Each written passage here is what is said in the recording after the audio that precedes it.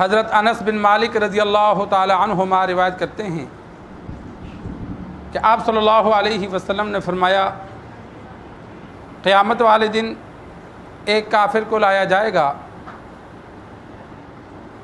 اور اس سے کہا جائے گا کہ اگر زمین بھر کر سونا ہو تیرے پاس تو کیا تو فدیے میں دے گا؟ وہ آگے سے کہے گا ہاں، تو اس سے کہا جائے گا کہ دنیا میں اس سے بھی آسان معمولی چیز کا تجھ سے سوال کیا گیا تھا۔ سرکار دو عالم صلی اللہ علیہ وسلم نے کفار کے بارے میں فرمایا کہ قیامت والے دن زمین سے آسمان تک بھر کے سونا دے کر عذاب جہنم سے بچنا چاہیں تو بندہ یہ تمنا کرے گا کہ میں محنت کر کے یا اتنا سونا ہو جائے میں بچ جاؤں، کہ عذاب جہنم تو بڑا سخت ہوگا، آگ ہی آگ ہے، اور یہ دنیا کی آگ اس کا 70واں حصہ ہے، اور یہ تو آگ جو ہم گھر میں جلاتے ہیں نہیں، آگ اگر دیکھنی ہو تو جہاں یہ لوہے کی بٹیاں، جہاں بڑا بڑا لوہا گرم کیا جاتا ہے، وہ ایک جانب سے لوہا ڈالتے ہیں دوسری جانب سے وہ پانی کی طرح نکلتا ہے، اس کو جدھر مروڑتے ہیں وہ مڑ جاتا ہے، اگر غلطی سے کوئی انسان بیچ میں گر جائے تو اس کی ہڈیاں بھی نہیں ملتی، وہ دور تک اس کے شور آتے ہیں، وہ جو تندور جل رہے ہوتے ہیں، تو یہ اس کا 70واں حصہ ہے، تو جو جہنم ہوگی اس کا کیا منظر ہوگا؟ تو وہاں کافر یہ چاہے گا کہ زمین بھر کر سونا مجھے دینا پڑے، میں دے دوں بس بچ جاؤں، لیکن ایسا نہیں ہوگا، وہاں سونا چاندی درہم دینار نہیں ہوں گے، وہاں دنیا میں کیے گئے اعمال ہوں گے، اور ظاہر بات ہے وہ کفر پہ مرا ہے تو اس کے پاس تو کوئی عمل نہیں ہے، وہ ہمیشہ کے لیے جہنمی ہے۔ آج ہم اللہ تبارک و تعالیٰ کا جتنا بھی شکر ادا کریں وہ کم ہے کہ اللہ نے ہمیں ایک مسلمانوں کے گھر پیدا کیا۔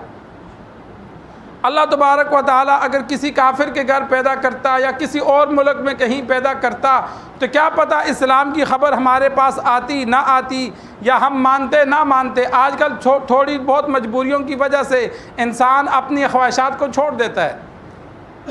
تبلیغی جماعت والے مختلف ممالک میں جاتے ہیں تو وہاں لوگ چاہتے ہیں کہ ہم ایمان لائیں، لیکن وہ اس لیے نہیں لاتے کہ اگر ایمان لائیں گے تو ملک کی طرف سے عوام کی جانب سے سختی ہوتی ہے، تکالیف ہوتی ہیں، تو وہ تکلیفوں سے بچنا چاہتے ہیں۔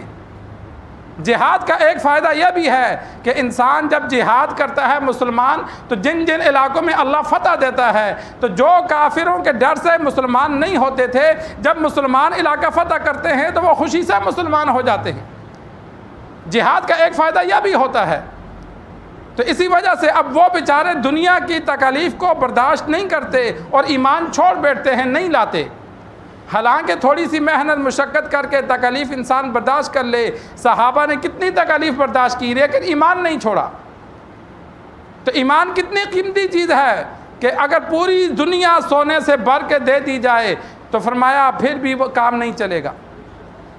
جو مسلمان ہو کے دنیا سے چلا گیا تو وہ پوری دنیا ہر چیز سے بہتر ہو گیا، اس لیے کہ گناہگار بھی تھا تو کوئی بات نہیں ہے، ایک نہ ایک دن جہنم سے چھوٹ جائے گا۔ لیکن اگر کافر مرا تو پھر تو کوئی حل نہیں ہے، ہمیشہ کے لیے جہنم ہے۔ تو انسان اللہ کا شکر ادا کرے، اور شکر ادا کرنا زبان سے ذکر کرنے سے شکر ہوتا ہے، عبادات کرنے سے اللہ کا شکر ادا ہوتا ہے کہ اللہ تیرا شکر ہے ہمیں مسلمان بنایا۔ اور یہ عبادات اس لیے کی جاتی ہے کہ ہمارا ایمان مضبوط ہو تاکہ خاتمہ بھی ایمان پر ہو۔ بہت سے لوگ ایسے ہوں گے، حدیث میں موجود ہے کہ مسلمانوں کے گھر پیدا ہوئے، مسلمانوں کی طرح زندگی گزاری، لیکن خاتمہ ایمان پر نہیں ہوا۔ اصل بات تو تب ہے کہ خاتمہ ایمان پر ہو۔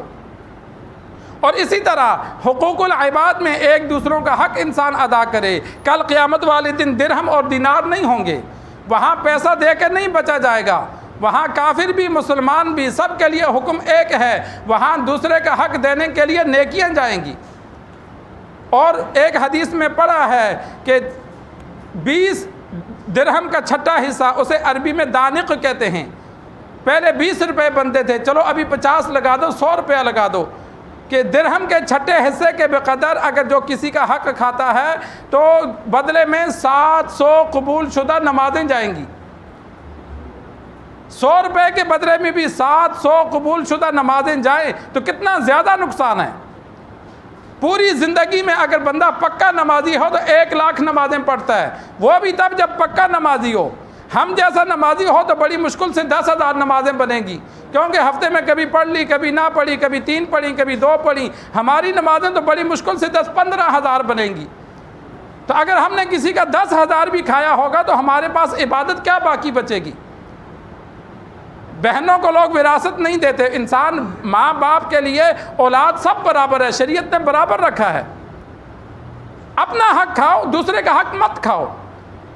وہ باپ تمہارا تھا تو بہنوں کا بھی تھا، تو انسان ان کو وراثت کا حق دے۔ حدیث میں آتا ہے 1 بالش زمین جو دوسروں کی رکھے گا، قیامت والے دن 7 زمینوں کا توق اس کے گلے میں ڈالا جائے گا، کہ ایسی وزنی چیز اللہ اس کے گلے میں ڈالے گا کہ تو زمین پسند کرتا تھا، اب یہ لے۔ وہ وہاں تکلیف میں مبتلا ہوگا۔ تو انسان حقوق العباد جو لوگوں کا حق ہے کوشش کرے مکمل ادا کرنے کی، اس لیے کہ کل قیامت والے دن ہمارے سے نیکیاں جائیں گی، اور اگر ہمارے پاس نیکیاں نہ ہوئیں تو پھر اس کے گناہ ہم پہ ڈالے جائیں گے۔ جس نے بہنوں کا حصہ کھایا، لوگوں کا حق کھایا، زبان سے برا بلا کہا، کسی کو مارا، کسی کی غیبت کی، کسی پر جھوٹا الزام لگایا، یہ ساری باتیں اللہ ذرا ذرا نوٹ کر رہا ہے۔ تو کل قیامت والے دن پھر ہماری نیکیاں نہیں ہوئیں تو ان لوگوں کے گناہ پھر اس بندے پہ ڈالے جائیں گے جس نے دوسروں کا حق دینا ہوگا۔ زنا اس نے کیا، چوری اس نے کی، غلط کام اس نے کیے، لیکن اس نے حق کھایا تھا، تو اس سارے گناہ اس پہ ڈالے جائیں گے۔ اور حدیث میں آتا ہے یہ لوگوں کے گناہ لے کے بندہ جہنم میں چلا جائے گا۔ تو نیکی میں دونوں چیزوں کا خیال رکھا جائے، اللہ کے حقوق بھی ادا کیے جائیں اور بندوں کے حق بھی ادا کیے جائیں۔ اللہ کے حقوق میں کمی ہو گئی تو اللہ معاف فرما دیتا ہے، بندے نہیں معاف فرماتے۔ تو وہاں کافر یہ تمنا کرے گا کہ زمین بھر کے سونا دے کے بچوں تو بچ جاؤں، لیکن وہاں سونا نہیں چلے گا۔ زمین و آسمان ہر چیز کا مالک تو اللہ ہے۔ وہ ایمان کے بغیر گیا، اللہ کی جانب سے اسے جواب ملے گا کہ اللہ نے بہت آسان عمل تجھ سے مانگا تھا، زمین بھر کے سونا نہیں مانگا، پیسہ دولت نہیں مانگی، اللہ نے صرف اتنا مانگا تھا کہ کلمہ پڑھ لے جہنم سے بچا لوں گا۔ اگر تو ایمان لے آتا، کلمہ پڑھ لیتا، یہ ایک مشکل کام نہیں تھا، لیکن تو نہیں مانا تو اب ہمیشہ کے لیے جہنم میں جا۔ اللہ سے دعا ہے اللہ ہمیں دین سیکھ کر سمجھ کر آخرت کی فکر رکھنے کی توفیق عطا فرمائے۔